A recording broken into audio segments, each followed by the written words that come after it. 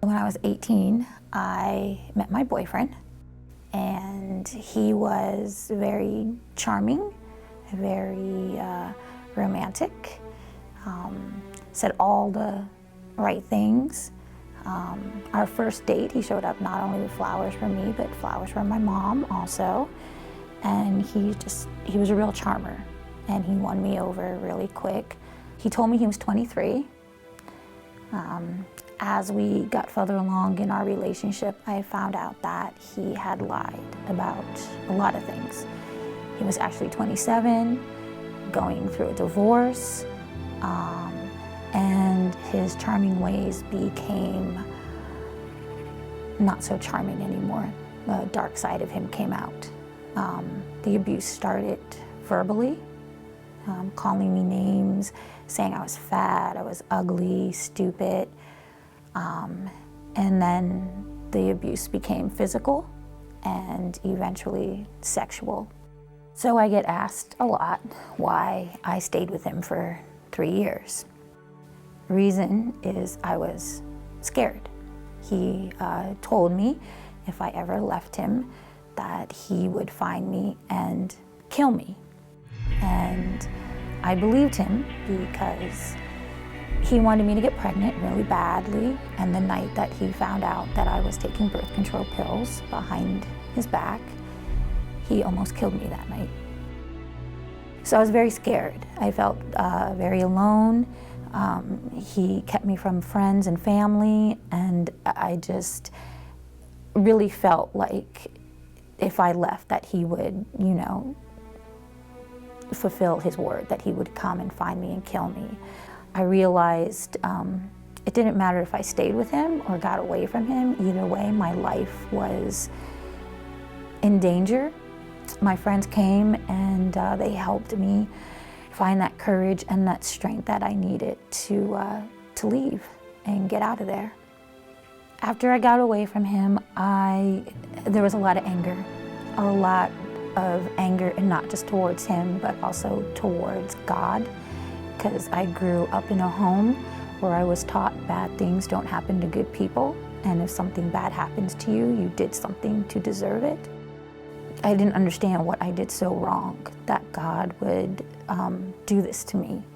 And there was just a lot of anger, a lot of hurt, it was hate. It was hate, just pure hate. My heart was filled with a lot of hatred towards God and men, not just him, but all men. A week after I got away from him, I found out that I was pregnant. So when I went to the women's clinic and they confirmed it, they had me talk to a counselor, and I told her my story, and she told me the best option would be to terminate the pregnancy. It was a week later when they phoned and said, you need to make this decision, we're running out of time. And they asked if I would like to see another counselor, somebody else, and I said yes, and I went in and talked to another woman at the women's clinic, and she told me the same thing. She said, just terminate the pregnancy, it's not that big of a deal, you can get back with your life. So I made the decision to have the abortion, and I scheduled the appointment for the next week, and my friend drove me home and asked me if I was sure, and I said, I just don't know what else to do. I felt like I died that day too. I felt like my soul was ripped out from me. Things didn't go back to normal. There was a lot of shame, a lot of guilt.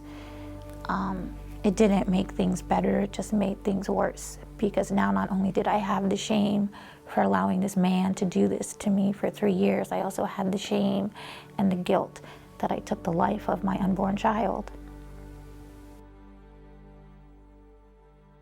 I remember the first time I clearly heard God tell me to forgive him. And I said, you out of your mind? Did you forget what he did to me? How can I possibly forgive that? But I had to learn that forgiveness isn't about the other person. The wall that I had built around my heart started to fall, and that hate started to dissipate, and I was able to receive love and joy and peace.